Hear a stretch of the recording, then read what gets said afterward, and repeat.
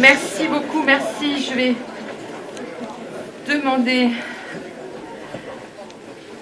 aux personnalités qui sont ici à mes côtés de nous rejoindre, et notamment les conseillers départementaux, puisque nous allons parler du département. J'appelle donc Anne-Marie Dumont, vice-présidente en charge de la culture.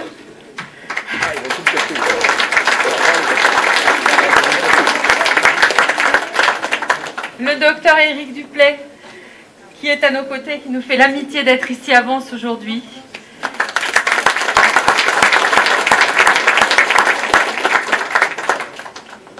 Michel Saluki, qui est maire de Vallauris et conseillère départementale, vice-présidente du département.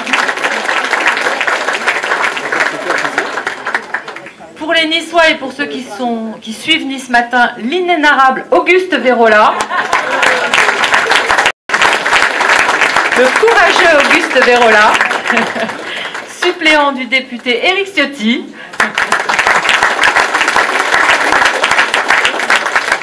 Et puis bien sûr, il est ici chez lui, le président du département, mon collègue dans ce canton, mon binôme, voilà, j'allais dire mon conjoint, mais je vais peut-être avoir des histoires. Charles-Ange Gidesi, voilà.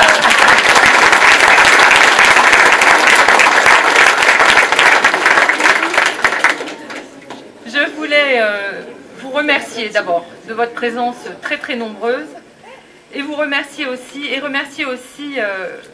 les maires qui se sont déplacés, les maires du canton qui se sont déplacés, et notamment Madame Daho, Corinne Daho, qui est le maire de Coursegoul, le nouveau maire de Coursegoul.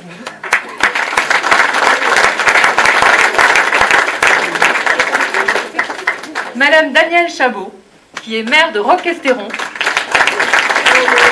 qui mène sa commune d'une main de fer, mais qui la mène durablement. Pas toujours dans un gant de velours, non, non. Michel Olivier, qui est ici, le maire d'Andon, si je l'ai aperçu tout à l'heure. Michel Olivier. Jean Fiol, le maire de Massouin. Joseph Saturno, le maire de Malocène.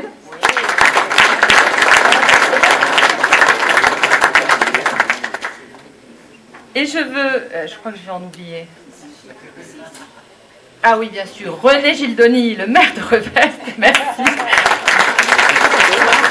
Et Marc Belvisi, le maire de Pierrefeu. Voilà, une petite partie des maires de ce canton, et Jean-Marie Aubert, pardon, le maire du magnifique village de Marie, de Thierry, je suis perdue aujourd'hui. Voilà. Et Jean-Michel Sampéré, notre voisin, le maire de Saint-Janet. Bon, j'espère que je n'ai pas oublié le maire, là, parce que j'étais... Voilà, je vous remercie. Et puis, permettez-moi aussi de saluer, à mes côtés, les élus municipaux de Vence, qui font partie de mon équipe municipale. J'ai nommé Christine Féty, qui a d'ailleurs organisé en partie cette manifestation, je la remercie. Dominique Roméo, Jacques Vallée, la concluse de ces dames, si j'ai bien compris. Et puis également Simon Pégurier. Et je vais demander à Simon Pégurier, qui m'a accompagné sur la première partie de ses 10 ans de mandat, qui était mon suppléant jusqu'à présent, de venir me rejoindre, s'il te plaît, Simon. Voilà.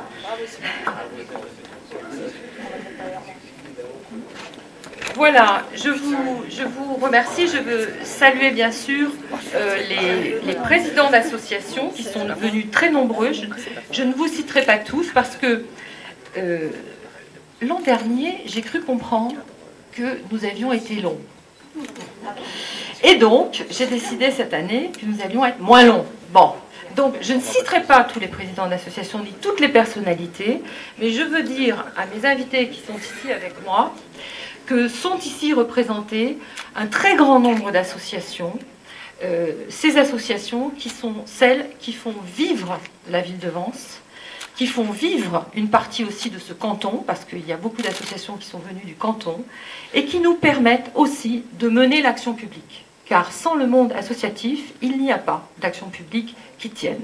Donc vraiment, je veux les saluer, qu'elles soient culturelles, qu'elles soient sportives, que vous soyez les représentants des chasseurs, que vous soyez les représentants des assistantes maternelles, de tous les domaines de la vie quotidienne.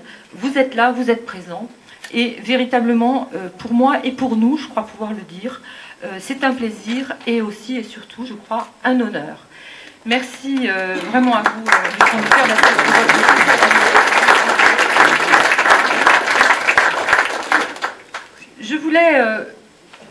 je voulais rapidement et surtout simplement partager avec vous ce moment de convivialité que sont les vœux.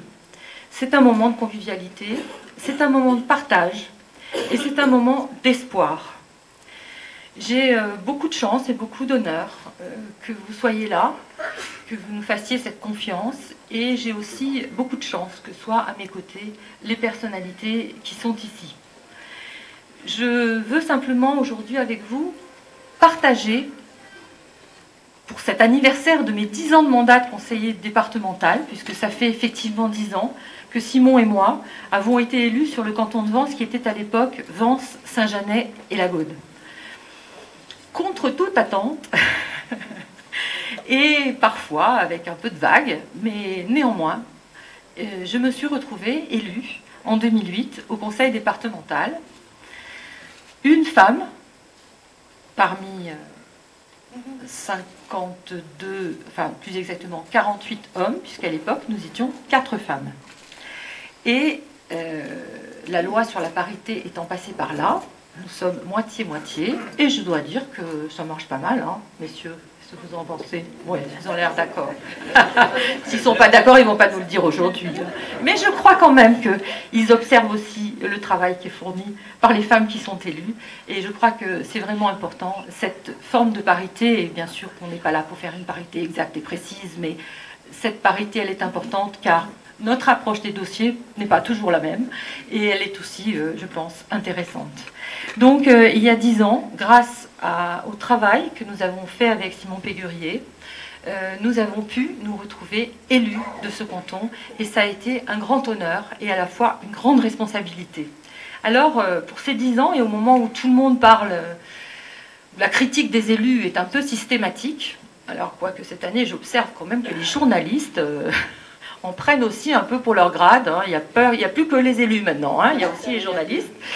Et donc, en cette période où on est un peu critiqué, on est toujours un peu sous les feux des projecteurs, eh bien, je voulais tout simplement vous faire partager un peu ma vision de ces 10 ans et des mandats, et de mon mandat d'élu et de mes mandats d'élu.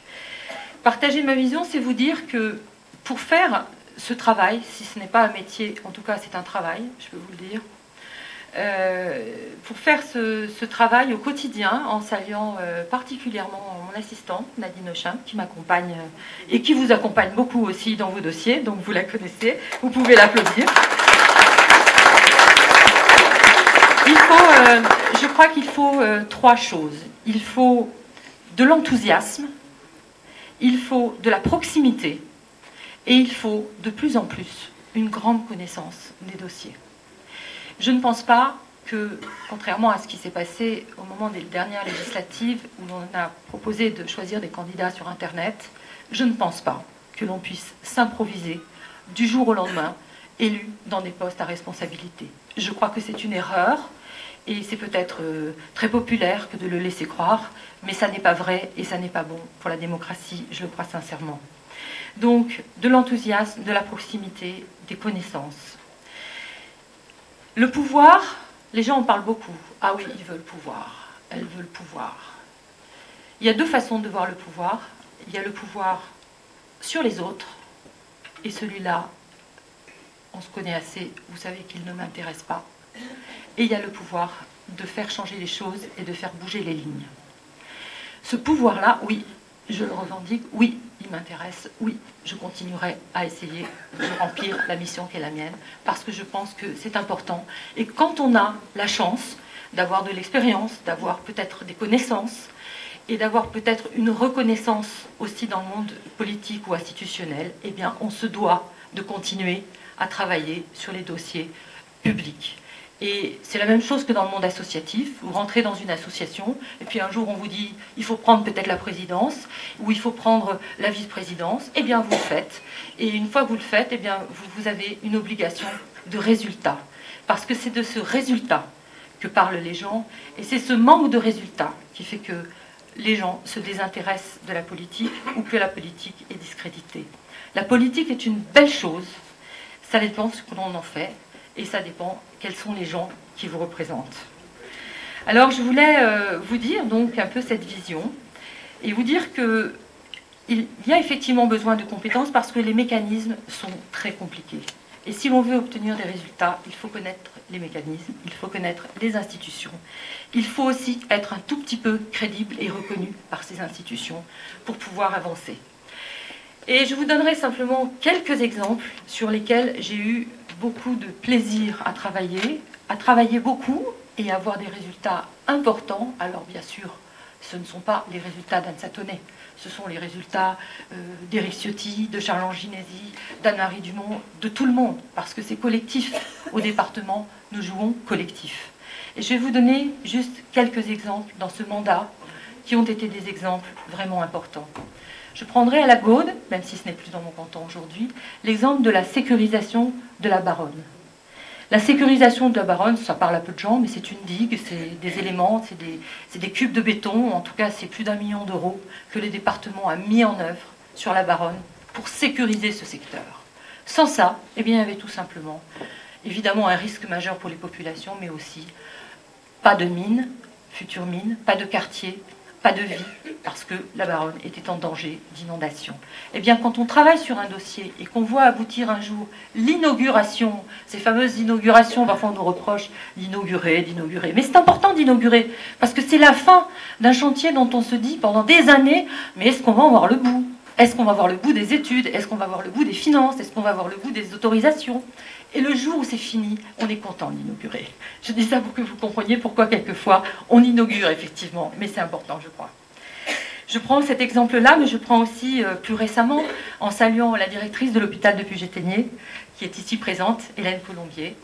Hélène Colombier a pris il y a 1 an et demi, je crois, la direction de l'hôpital de Puget-Théniers. Un hôpital rural, un hôpital de campagne, un hôpital qui était moribond, je crois pouvoir le dire. Hein. On a eu vraiment du souci avec cet hôpital. On a même cru, à un moment donné, que l'Agence régionale de santé ne nous autoriserait pas à le conserver, ce qui eût été pour ce secteur-là du département catastrophique. Et non seulement on l'a conservé, mais Hélène Colombier et bien sûr le conseil d'administration et l'ensemble des équipes et l'ARS ont formidablement redressé l'hôpital et sont en train d'en faire certainement un des hauts lieux dans les années qui viennent de la télémédecine et de la réalité de l'intelligence artificielle et de la télémédecine dans le haut pays. Je vous demande d'applaudir Hélène Colombier pour son engagement.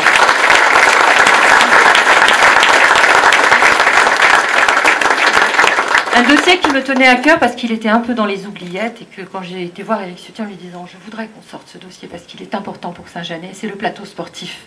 Ce magnifique plateau sportif que nous avons inauguré il y a une dizaine d'années, il y a 9 ans maintenant, ou 8 ou 9 ans, sur Saint-Jeannet et qui permet à tant de gens de venir jouer à l'abri sur cette structure. Je vous donnerai un autre exemple, c'est celui de l'école Freinet. Vous le savez, l'école Freinet est une école, non seulement une école, c'est une école qui appartient au département. Elle est magnifique, elle est historique, elle fait partie des monuments historiques.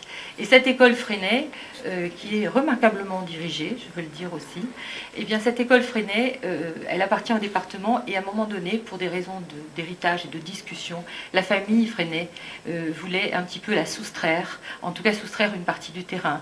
Eh bien nous nous sommes mobilisés avec le président, avec à l'époque le premier vice-président du département qui était Charles Anginesi, pour pouvoir mettre de l'argent, racheter les terrains, régler le problème juridique et conserver l'école Freinet. Ça va sans dire aujourd'hui que l'école Freinet avance, mais c'est une volonté politique. Et je veux aussi vous faire partager ma joie d'avoir pu, à travers la volonté politique de l'équipe départementale, arriver à réussir à conserver cette école. Voilà.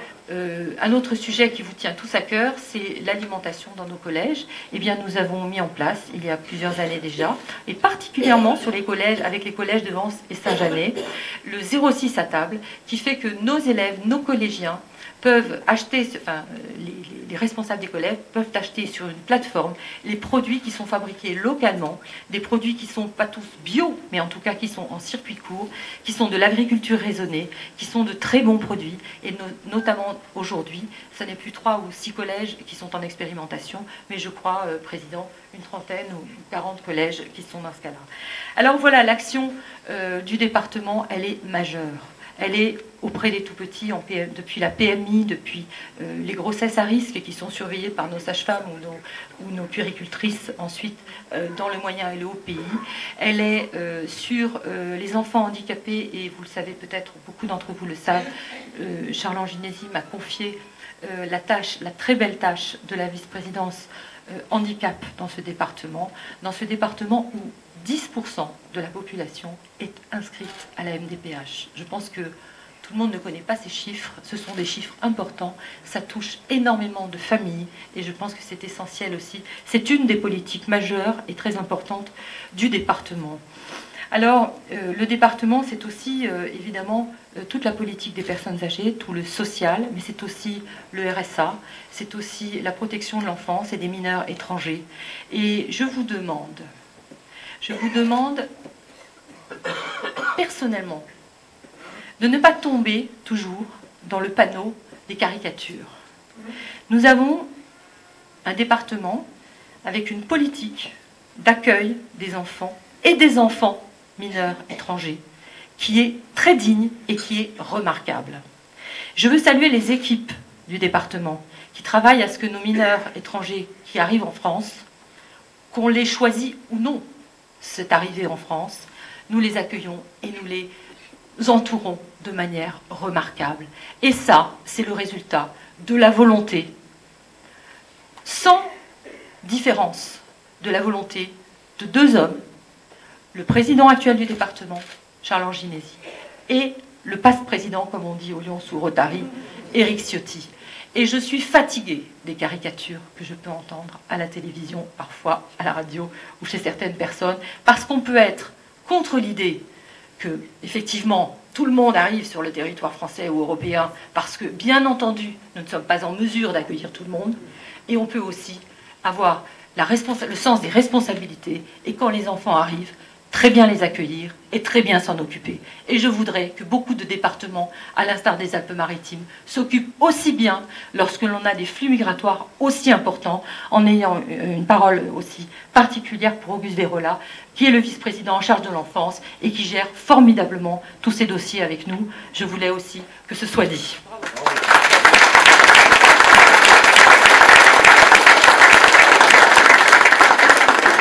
Alors je vous ferai grâce, parce que d'abord je l'ai déjà fait en conseil municipal et je l'ai fait dans le journal, je vous ferai grâce de vous faire la liste de ce que le département apporte à Vence.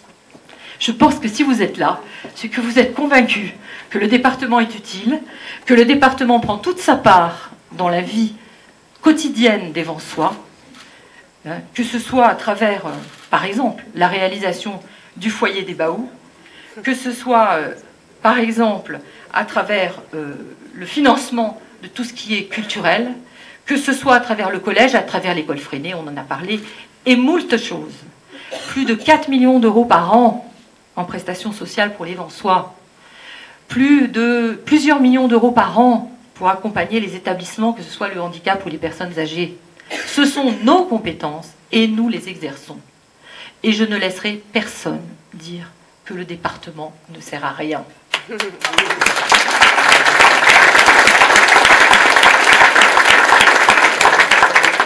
Alors l'action publique, elle implique la confiance. Nous étions hier au vœu de Charles Anginesi et je crois que c'est Jean Leonetti qui parlait de confiance. Et il a raison, Jean. Parce que sans la confiance, on ne fait rien. La confiance dans les équipes, la confiance entre élus, la confiance avec vous, la confiance que vous nous accordez et la confiance que nous accordons à votre parole quand vous venez nous demander quelque chose. La confiance, c'est la base du contrat que j'ai signé quand j'ai été élu il y a 10 ans. Et je pense que cette confiance, vous continuez de me la témoigner et je veux vous en remercier aujourd'hui. La confiance, elle implique aussi l'adhésion et puis après, l'énergie. Et c'est ça, je crois, la recette en fait du succès de l'action politique, c'est de la confiance, de l'adhésion et de l'énergie. Et aujourd'hui, je ne peux pas ne pas dire un mot sur Vence. Je m'excuse pour ceux qui ne sont pas directement concernés, mais je veux vous dire, et vous êtes tous dans le canton de Vence, et Vence est chef-lieu de ce canton, je veux vous dire que je suis inquiète pour Vence. Je suis vraiment inquiète pour Vence. Je l'ai été quelquefois par le passé, mais je ne l'ai jamais été comme aujourd'hui. Je suis inquiète pour Vence qui a été trahi. Vence a été trahi par un maire dont le parti était Vence et qui n'allait jamais s'intéresser à autre chose et qui est parti. Vite fait, en 15 jours, en saisissant une opportunité. Il est parti. Et quand je dis parti, il est parti. Parce que je n'ai pas tellement l'impression qu'il soit revenu depuis qu'il est parti. Donc il est parti et en plus, il a renversé la table. Il a renversé la table et puis au gré d'un certain nombre d'arrangements, pas forcément entre amis d'ailleurs, eh bien la situation vansoise est celle que vous connaissez et je suis très inquiète.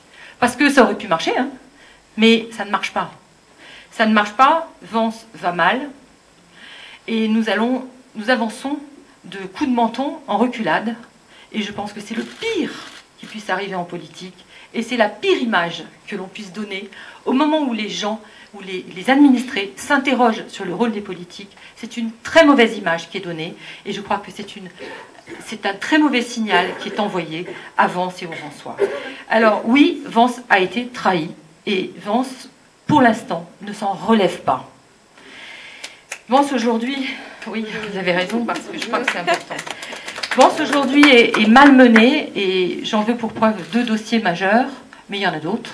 Il y en a d'autres que vous connaissez moins, mais qui sont importants. Les Nuits du Sud, bien sûr. Une erreur pareille. Annoncer qu'on arrête, annoncer qu'on fait à côté, annoncer qu'on fera moins, annoncer... Et puis finalement, 3 mois avant les décisions finales, on dit « Ah ben si, finalement, on reste sur la place du Grand Jardin ».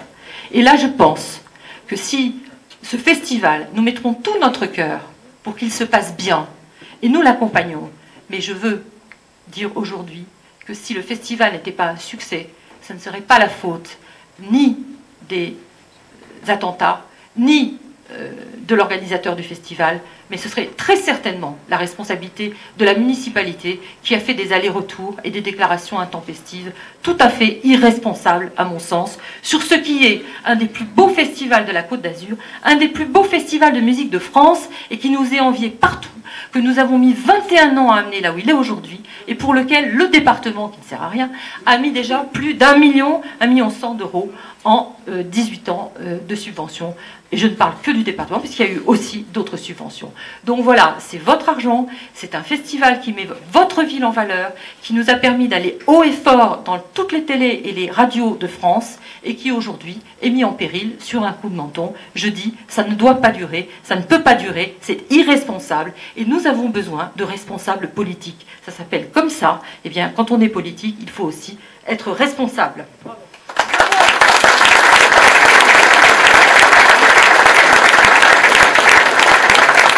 Sur la place du Grand Jardin, je dirais simplement un mot, c'est que nous n'avons qu'une seule grande place dans le moyen pays. Une seule grande place dans le moyen pays, capable d'accueillir de grandes manifestations. Et c'est cette grande place que l'on veut transformer en jardin public. Eh bien, je pense que Vence a suffisamment d'espace vert. Les 3/5, plus de 3/5 du territoire sont en espace vert, avec un parc départemental, mon cher Challenge, magnifique, et que tu t'apprêtes à agrandir, tu le diras.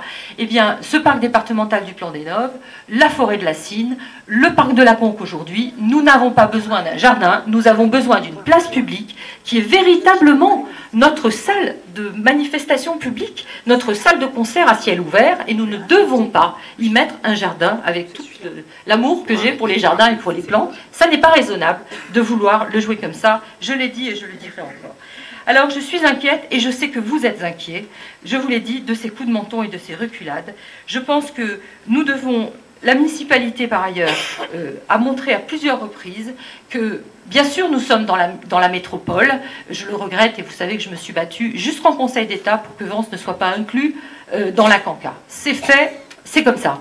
Mais néanmoins, quand on a un poids politique, quand on a des convictions et quand on a des compétences sur des dossiers, on n'est pas obligé de se coucher devant la métropole. On n'est pas obligé de dire amen à tout ce que veut le président de la métropole. Et ce déséquilibre entre le poids de Nice et le poids des petites communes, et notamment celui de Vence, qui n'est pas une si petite commune que ça, puisqu'elle est quand même la 5e commune de la métropole, eh bien, je n'accepte pas, et vous l'avez vu dans la presse, je n'ai pas voté l'impôt métropolitain, et j'ai dit à M. Estrosi, à quel titre je vais demander aux Vensois de rajouter 2,1 millions par an dans le giron de la métropole, alors que déjà ça fait des années qu'il y a des millions d'euros par an des Vensois qui partent à la métropole, et qu'en tout et pour tout, jusqu'à il y a 3 mois, nous avions eu une station d'épuration. Pardonnez-moi du peu, ça fait 10 ans qu'on nous en parle, et elle a été payée 3 fois par la taxe d'assainissement des Vensois. Alors, je dis simplement, il nous faut un bus Vence-Carrosse, je suis content d'avoir été entendu, il vient d'être mis, et il nous faut aussi bien d'autres choses de la métropole, et ça n'est pas en validant tout ce qui est exigé par Nice que nous obtiendrons des choses de la métropole. Je pense même que c'est précisément le contraire. Donc je refuse, en tout cas personnellement, que Vence soit au service de Nice, avec tout le respect que j'ai pour la ville de Nice, mais Vence, c'est une ville, c'est un chef-lieu de canton. Beaucoup de gens qui ne sont pas vensois viennent vivre sur Vence dans la journée pour des activités ou pour des choses. Nous avons aussi besoin d'équipements, besoin de routes, besoin de trottoirs, besoin d'un tas de choses que la métropole doit nous apporter, et notamment en termes de déplacement, où là, il y a un réel problème. Voilà ce que je voulais vous dire sur la ville, parce que je pense que je ne pouvais pas faire l'économie, vu la situation grave dans laquelle se trouve aujourd'hui la ville, et vu les derniers conseils municipaux particulièrement houleux auxquels vous avez pu assister, ou en tout cas en direct ou pas. Voilà. Donc je vous sais inquiet sur la fiscalité locale, mais je suis sûre que le spécialiste de la fiscalité, Éric Ciotti, vous en dira un mot. Je le laisse donc parler. Je veux simplement vous dire que les gens aujourd'hui sont en colère. Ils sont en colère au plan national, ils sont aussi en colère à Vence, pour des raisons finalement différentes, mais pas tant que ça. Et cette inquiétude et cette colère, eh bien, il va falloir en faire quelque chose. Je pense que la mobilisation, elle est importante, et elle ne doit pas être non plus caricaturée. Parce qu'il n'y a pas autant de milliers de gens, et notamment des retraités, qui n'ont jamais manifesté de leur vie, qui se mettent un gilet jaune pour aller manifester au péril parfois de leur vie, si ce n'était pas fondamental et important, et s'ils ne le ressentaient pas au plus profond d'eux-mêmes. Donc cette situation de colère, qu'elle soit nationale ou qu'elle soit vensoise, il va falloir que nous, acteurs politiques, nous en fassions quelque chose. Cette mobilisation essentielle, il va falloir la transformer. Cette colère, il va falloir la transformer en action. Il va falloir essayer d'extraire de ce mouvement de colère un projet politique pour la ville de Vence. Il faudra... ça demande du travail, ça demande des compétences, parce que le monde politique est complexe. Et oui, je vous l'ai dit, je suis inquiète pour Vence. Et oui, je prendrai mes responsabilités en 2020 pour essayer de faire en sorte, pour peser dans la balance et pour essayer de faire en sorte que Vence ne reste pas dans l'ornière dans laquelle elle a été précipitée il y a 2 ans. Voilà, le destin de Vence, je pense, est en jeu.